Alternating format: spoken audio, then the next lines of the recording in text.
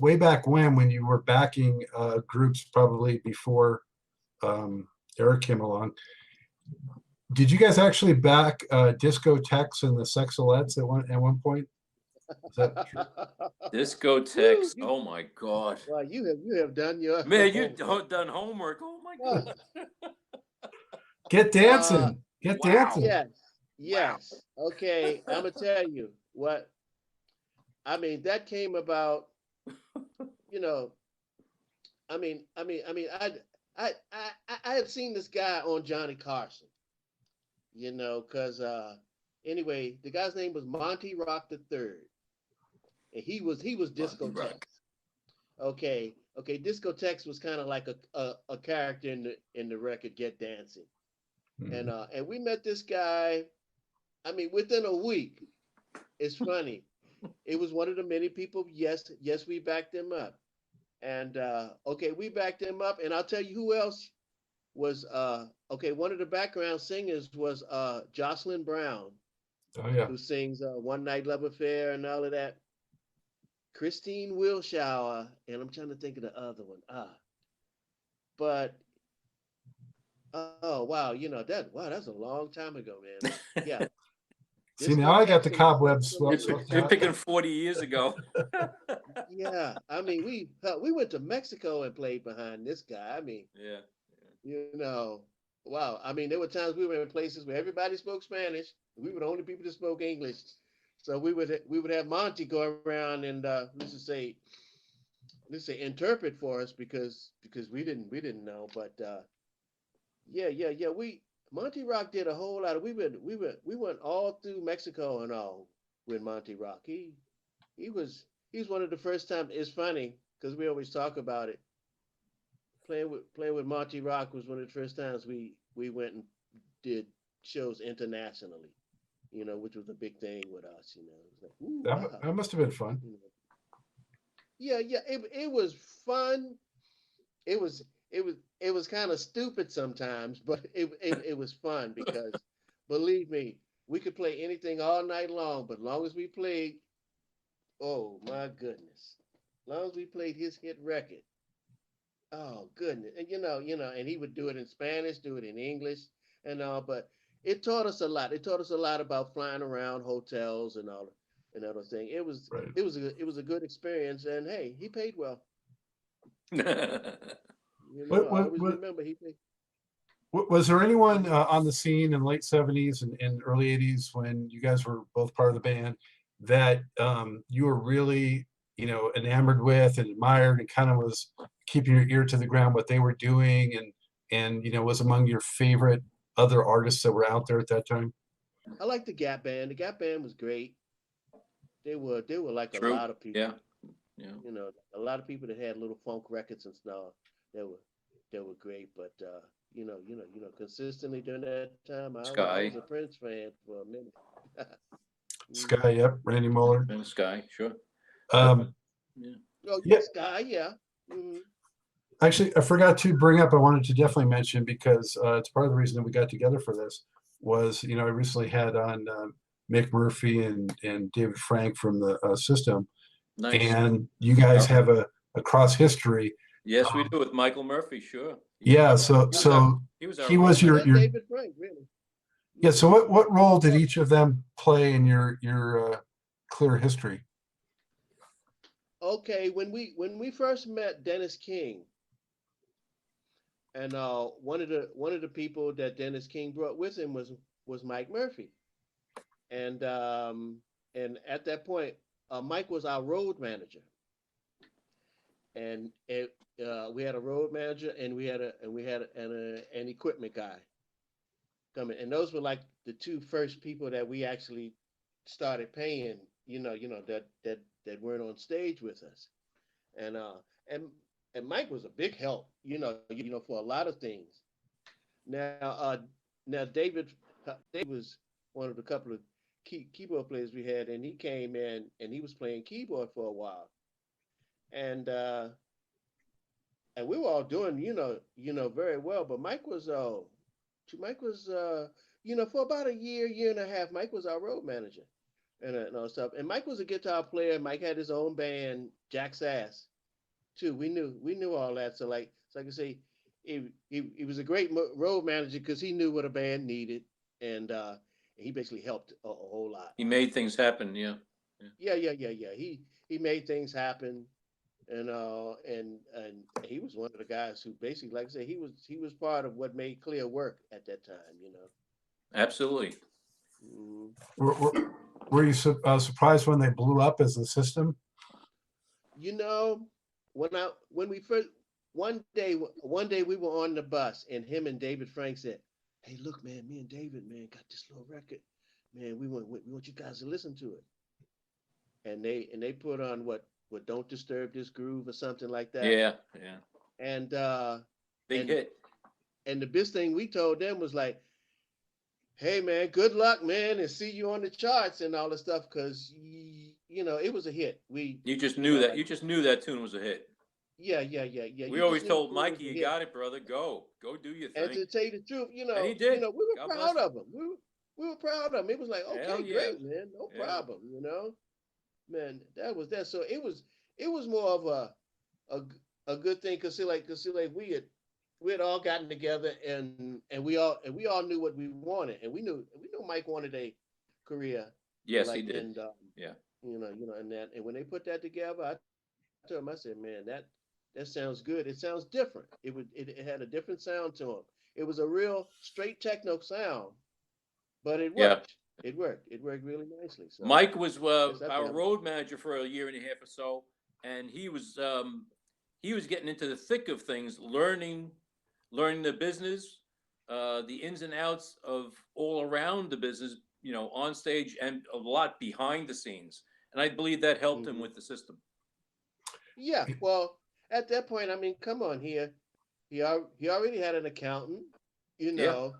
and he already had a lawyer, and basically, like I said, he'd been working with our people too. It was like it was a whole thing. Okay, great. Now we got Mike Murphy and them as artists, and we were like, I don't know, it really wasn't about ego, man. We were happy for him. And we knew that Mike was absolutely. There's no talented. ego there. It was just Yeah, go, man, go. And he deserved it. He deserved it Oh, because heck yeah. Mike and them, they worked hard. Mike is a good guy.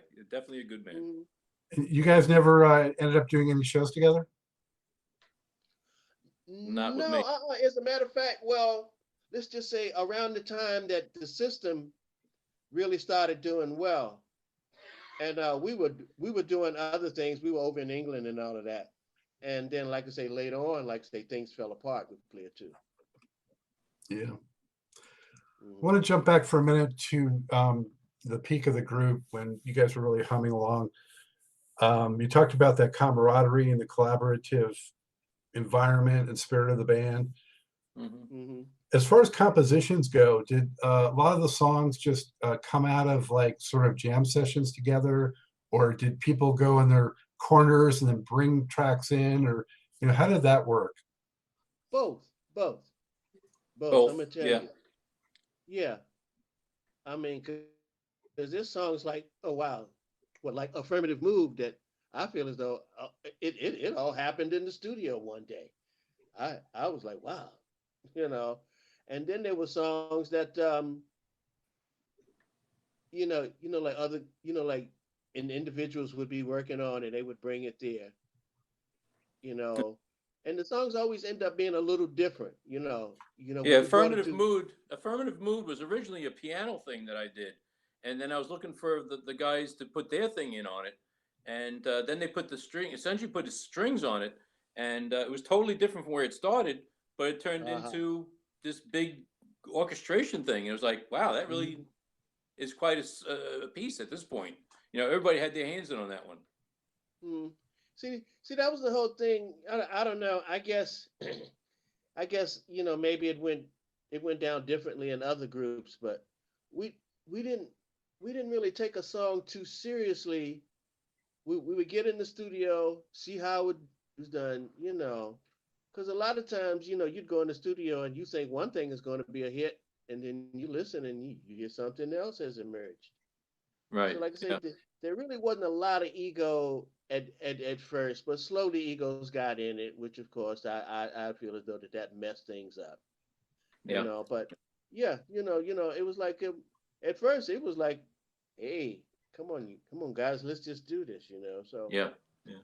you know, and looking back on things now, I'm gonna be like, I that's where I think us having some management would have helped. You know, with us trying to deal with the business and all this sort of stuff, egos got into it and all, and say at a bad time when we weren't making any money. Of course, that's all it takes, an argument here and there, and that's our Kleeer probably. Well, I'd like to give kudos to Norman Durham, because a lot of things on the Winners LP, he would come to me and say, Eric, I'm looking to get this type of thing in this section here. And he was rather proficient keyboardist. I'll say that about Norman. And he had a mindset for putting down simple parts and have them very exacting. And then he would embellish it with another instrument doing another intricate part.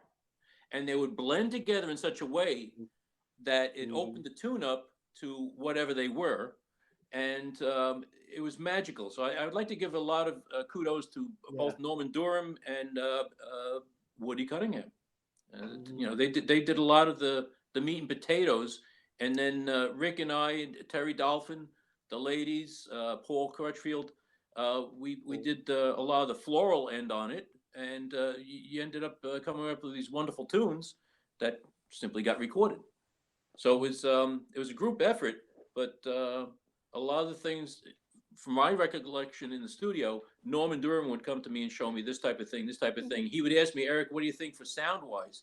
And I'd program one of the synthesizers, the Oberheim or whatever, the Moog, and come up with these different sounds. Yeah, I want this type of thing. Oh, okay. And I'd manipulate the board and try to, yeah, that's it.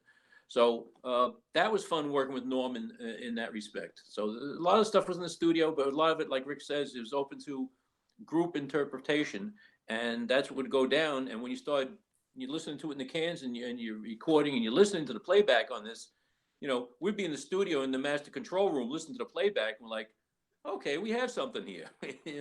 So it was a magical time to be in the studio, and things happen like that. So I want to ask each of you, which are your two favorite Kleeer songs and why? So don't start with me. I'll start with Rick then. Oh my God.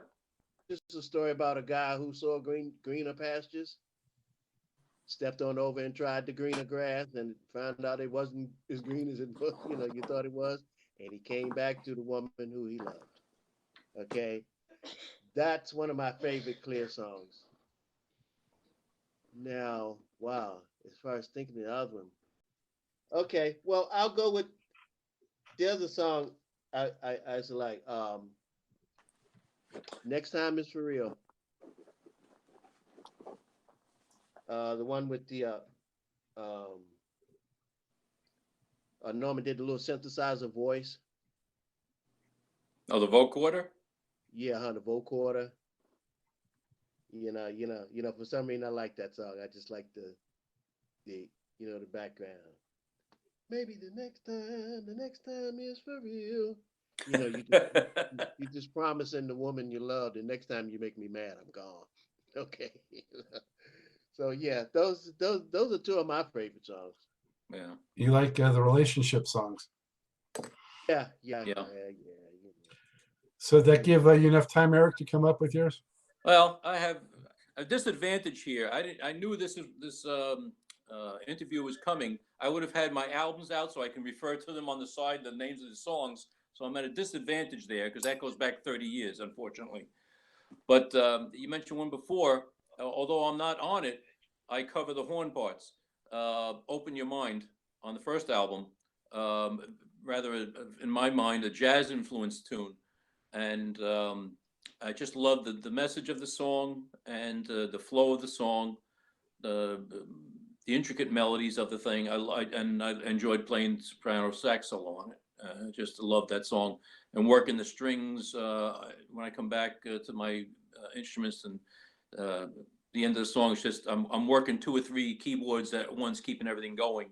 using sustains and whatnot. And it was taxing to play, but it was also fun to play. And to play the soprano sax solo was very nice. That was one. The other thing, License to Dream, I liked the message in that song. That particular song had a good message for everybody. And that's what again, I'm sure you can understand the positive feelings I have for Kleeer, that everything that we did with the vocals and message was always on a positive note. I enjoyed that. Something fun to play, I'd have to say, Reconnecting, man. Reconnecting was fun. And the ting continues. Where it's mostly, a lot of that is all me on Oberheim and Mini Moog and whatnot. They were just fun tunes to play. That's yeah. Do you remember from your time on the road with the band, was there any like one gig that just leaps out to you for one particular reason, whether it was, tripping on a wire or the crowd or whatever? I have one for you, Scotty boy. Wait till you hear this. Rick, I don't even think you know this one. We just played over in the Cow Palace in Bakersfield in LA, and where Prince opened for us. Now we're coming back. We're playing the Capitol Center in DC. We played Radio City Music Hall. I think we were if I'm not, from what I remember, I think we were the first live act to play Studio 54, which was a really interesting place to play. But the place that caught me was at the Capitol Center in DC, and I'll tell you why. Nobody told me this was going to happen, and I'm going out there Open Your Mind. I'm strutting around with my soprano sax out to the front. I'm playing away, and if you know, in those arenas, they're sports arenas. So in the center, they have that big screen. There's four-sided screen. It's probably 15, 20 feet diameter, each screen. And I get out there, I start playing. I'm looking at the people in front, and I'm getting some eye contact, and I'm going up. You see where it goes up, just little dots, and then it disappears. So it's packed house. And I'm playing my horn, and I look up, and there they got me on that television screen from the bottom of my horn on up to my head, and I'm like, oh shit, this is what it's like to be here, huh? And all of a sudden the reality of me, hello, you're playing. Get back into the moment. I'm like, oh shit. Yeah. And I forget back into it. It's like surreal, right? I looked away from the screen. I kept playing, and then I finished, and I strut in the back again. But that particular one, like falling over a wire, that was my falling over the wire. Seeing myself on that doggone screen, I was not expecting it, and it took me way off guard. Did you miss a note or a beat because? No, I stayed on task, but it quite frankly scared the tar out of me. It caught me. I was like, oh God. It's like, wake up, son, get back into it. And I just like, oh, okay, pulled myself back in and went on and did the chore. But that was one I will never forget. That was 30 years ago. I'll never forget that time. Yeah. That was fun. It was fun. There you go. Radio City also. I gotta say, Radio City. Yeah. Radio City was wonderful because my father and my mom were both alive at the time. My father passed away about 7 years after that. But my father did anything for me to get whatever I needed. He was working 2 jobs, and if I needed a keyboard, I need this. He made sure I had the best sound for the money. And Dad always came through. And to be able to have Mom and Dad see me play Radio City Music Hall, that has frankly been the pinnacle of my life at this point. Wow. Hey man, that's my proudest moment, to have Mom and Dad see their son play Radio City. Yeah, awesome. Oh man. Rick, do you have any other tales from the road? Well, Radio City, I'm gonna tell you, was one of my, just before the show, I was so stressed out, I thought I was almost gonna fall out. I had brought a brand new amplifier. The amplifier was working great. I think I'd done maybe 2 shows before. I got to Radio City, and the thing would not come on. And I'm sitting there, and it was all the other band's equipment all around, and then we had our stuff there. and the guy wanted me to hurry up because they wanted to.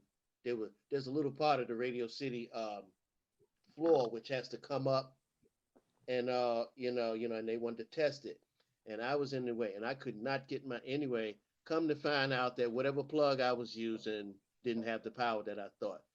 But that was one time. I mean, I was there, and I was sitting there thinking to myself, as long as it took me to get to Radio City, how in the heck can this amp not be working?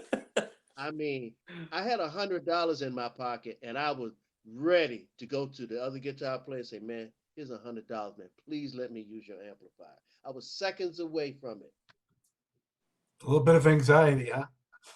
Got the amplifier on. Oh, Scared man. me to death. Man. I think I lost 10 pounds that day. But yeah, and I'm gonna tell you, Radio City. That was one time when I really felt the pressure of things. And I was like, I said, boy, here I am finally at Radio City Music Hall, and this amp will not come on. And I just couldn't believe it. Anyway, make a long story short, it came on, we played, and I didn't fall out. You both kept it together somehow. Yeah. That's some kind of way. That's the mark of a pro right there. So anyway, but yeah. I think we've touched on it, but just to make it as clear as it can be. You say clear. If someone asked,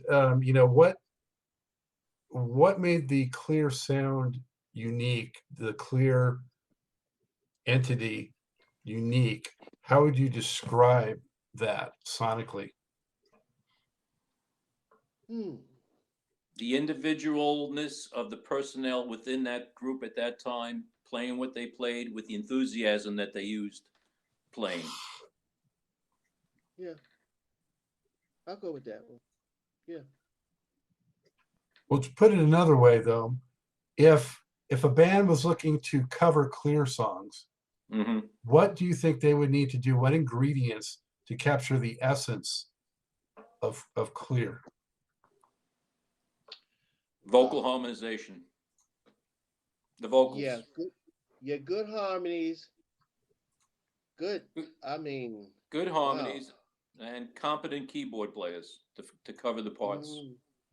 Yeah, really. I mean, I don't want to brag, but I have heard, especially over in England, I've heard other bands try to cover Kleeer stuff, and I don't know. I really think you just need to sit down and listen and see what each individual's doing. Yeah, because it was definitely a collective, Scott. Yeah, it was collective. I mean, really, because if you took a part or two out of it, it would sound totally different. A lot of it. Do you feel that the group has gotten its due recognition, back at the time and also through the years? No. Oh no. No. No. And I've talked to a lot of record people who felt that way. I mean, at that time, Atlantic was doing a lot. They would, trying to push a lot of groups, but it just seemed like, like a lot of time their promotion department only went but so far. That was our big argument with Atlantic Records, their promotions, how we got promoted, how we got this, and of course we were right, but it doesn't, being right is not enough, to be with a record company. You have to be selling a lot of records, but. Yeah. I will say one thing about Atlantic, though. They at least did release a lot of 12-inch singles on you guys. Yeah. We've had talks with Atlantic because at one point, I mean, right now at this point, it's like record companies are so strange. I wouldn't even know who to call. Well, but Atlantic to me at some point, like I said, they had a big change in the era, especially as rap music took over, and I just feel as though that they didn't know which way to go for a minute, and Kleeer just kind of got lost in the sauce, Yeah, that was, I think, universal for all the labels at that time. Did speaking of rap, how'd you feel about all the sampling and so forth that, you know, the Kleeer tracks ended up being recycled by so many hip hop people? Um, As samples, yeah. as samples. Okay, well, at at first I was like really against all that. I think one of the first people that sampled this record tonight was a guy what DJ Quick, and at first I was like, I don't know about these guys sampling. But of course, what won me over was as our royalties were starting to go down, these sampling guys were starting to sample stuff, and that was helping out the royalty check. So I kind of changed my mind on it, and I went to the whole thing of uh, trying to, but trying to duplicate something or simulate something that you did was more of a compliment than a bring down. But Yeah. I must admit the money from the sampling kind of won me over. Yeah, it took them a while to get that straightened out, but I think most of the acts feel the same way. At first, kind of outraged, and then when the checks rolled in, it's like, yeah, well, okay. It changes it, yeah. Yeah. And you know, on some level, you hope that maybe people will hear those samples, want to go back and at least check out the origin, the original. I think Well, that I happens for the mean, most part. Yeah. well, I always thought that if Tupac had lived, it would have been really cool for us to do a show and play and play play the record that he sampled, and because that was like like I kind of like Tupac a little bit. It's like as far as some of the rappers and him and like one other guy was just to me what really made me start liking rap music a little bit. I mean, no. I'm not gonna say I like rap music. I liked Tupac, okay, but when Tupac did the sample, and it's so funny, California Dreaming and all of that. We looked at all that, and the checks that came in for that were just like, oh, that kind of won me over, you know. Yeah, It was that's a good okay after track. that. Hmm. Yeah. Hmm. So to get us sort of up to date in a hurry, the '90s were the Kleeer did some shows in the '90s, or what transpired as far as the Kleeer entity '90s until recent years? Well, in the '90s was that was the England time where we did a few shows in England and all around there, and we were always supposed to come back and do more. And but that was a time when we were really just trying to look and see what the next best thing which was going to happen. But the main thing was happening like, well, we could do shows and stuff. And we went over to England and all because of course they would pay your way over. And if we needed extra musicians, we would have to rehearse with them. But a lot of times we went over and we did the extra musician thing. And you know you know the money, I must admit the European money was good. It was good. It just didn't last very long.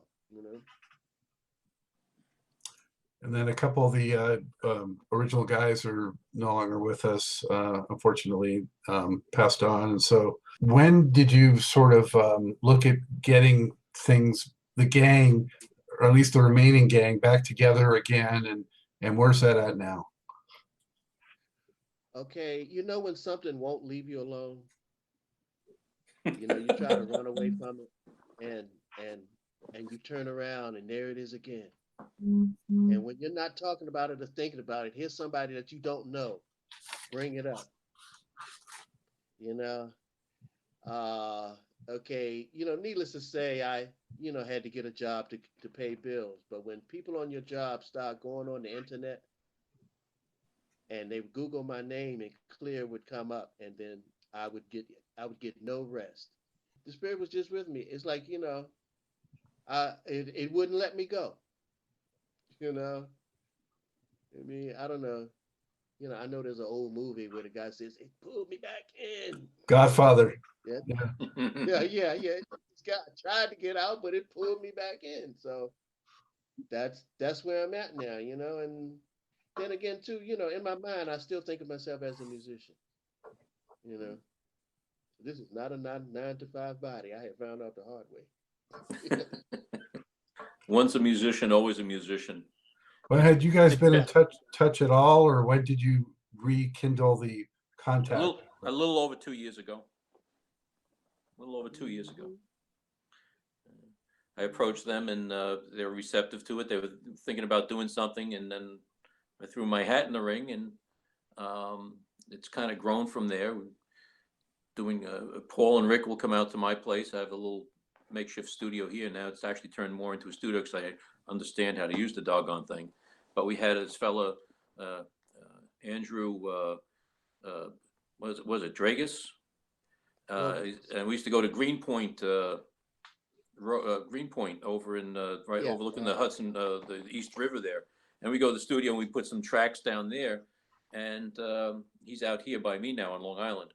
But you know, we've been working as much as we can. We get together. Sometimes you don't see each other for 4 or 5 weeks because of other duties that have to be done. But we get together and as much as we can. And it's been actually been more recently. The tail end of this year, we've started to, especially Paul's been coming out to my place probably like every other week. So every couple of weeks we see each other and put more down on ideas and just to hang out and get that camaraderie thing going again. And where are you now in your life? And so you have to have that intermingle thing to make other things come through. And that's happening now with the three of us.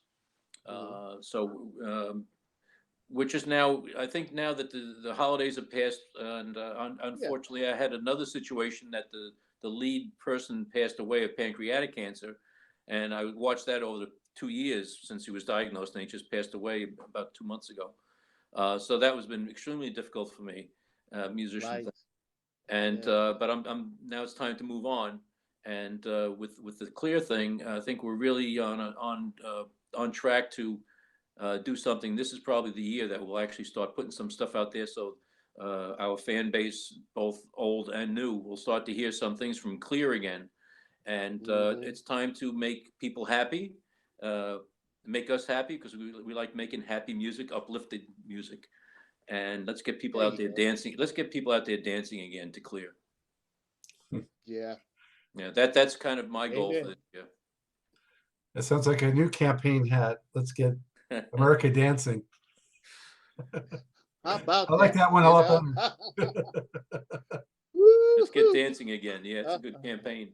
Yeah. Let's have fun, folks. So I just want to mention for viewers, the Paul you're referring to is Paul Crutchfield, who we had hoped would be on this call but wasn't able to make it. So definitely want to give him the full credit there. Yes, he tried, but he couldn't. He was very frustrated. He says, "I can't do it, guys. Go ahead and do the interview." Technical difficulties. Yeah, that's all right. I really wish we'll do this again, Scott, and we'll have Paul along. After you guys get the new music out, yeah. Okay, we'll do that. Yeah. When we're ready to throw something out, we should get a hold of you and say, "Okay, listen to this." So, Rick, how's it for you being back in the fold again? Well, I'm gonna tell you, it was always like a part of my life which I never talked about, and it's funny. Like I said, the guys at work have made me talk about it, and now, I'm working with, guys at work, and I have a couple of young guys who are trying to be producers and songwriters and all, and they're asking my advice, and I find myself talking about Kleeer and music more, in this last year than I have talked about anything else at work. So it just lets me know, that, let's just say the groove will find you. It will, man. It will. You try to run away from it, it will find you. It's where you belong. Yeah. Hey, look, we all did dumb things when we were younger, and hey, at this point, it's like, okay, come on, let's go on and get back and do what we should be doing, man. How about that? When we hear the new music, do you think we'll know, hey, this sounds like Kleeer? Or, one thing that a lot of bands do is when they make a comeback, they try to pick up on some current trends and things like that, rather than maybe sticking with, their foundational sound that people identify with more. That's one of the interesting things you should mention. And that's one of the refreshing things about Kleeer. Because with Kick It, it's reminiscent of us when I was with the band, okay, up to around 82. That particular rendition of Kleeer, the 9-piece, it's like we're taking off from there again and continuing forward with that trip. And the stuff that Paul and Rick are kicking in, it's so flippin' clear, it's ridiculous, but it's not trying to be trendy from today. It's just like we're taking off from back then and continuing now, and the music is timeless. It just works. It doesn't. You don't have to. You can't say enough that I don't know how to be there anybody are else. some things that are strict. That that's that era, but there's just something about the way that we're putting tunes together today with the present day Kleeer. It's clear, and it's very difficult to explain what that means, Scott. But it's what I'm hearing is just continuation, clear continuation. In fact, I threw it out there at one point. It says we'll call it with a continuation with a K, clear continuation. Well, you definitely got to have a track on there somewhere that has a triple E at least. Oh, hey. Well, it does. Kick there it. You go. Yeah, kick it. It's KICCC. K. Kick. There you go. Okay. Okay. Well, I think it sounds like you guys are going about it right, because chasing the trends is not the way to go. No. I'd rather be a trendsetter. I don't want to be a trend follower. To me, that's boring. Kleer's just doing our thing. Perfect. Yeah, Beautiful. Can't wait to hear it. I don't know how to be anybody else. Yeah, exactly, Rick. We don't know how to be anybody else. We're just going to be Kleeer. That's it. Yeah, I can't wait to hear it. So, how can everybody keep up with Kleeer and know new music? If you guys are going to do some shows, everything. Rick, go ahead. There's a Kleeer website. I mean, Facebook, yeah. It's easy. Just go to Facebook and type KLEER, and you will get it. There's actually a couple sites there. If you just Google the word Kleeer, it'll take you right to our website. Very, very easy. Yeah. The key is spell it correctly, people. That's it. Yeah. Spell it right. Put the 3 E's in there, and you're on your way. And with a K, not a C. Make that K, not that C. A. See, I always thought the 3 E's were for excellence. Thank you for that, Scott. I thought it looked good spelling. I don't know. Well, after that tequila you were talking about, thank you. Well, yeah. Well, hey, it happens sometimes. Yeah, it happens sometimes. Yeah. Guys, I appreciate so much you spending so much time with the Truth and Rhythm audience and fans old, fans yet to come. Thank you so much for all the great music you've given us all through the years, and much appreciated your generosity of time and your gift of music. Thank you to you both so much. Thank you very much. It was our pleasure. Thanks for the opportunity, Scott.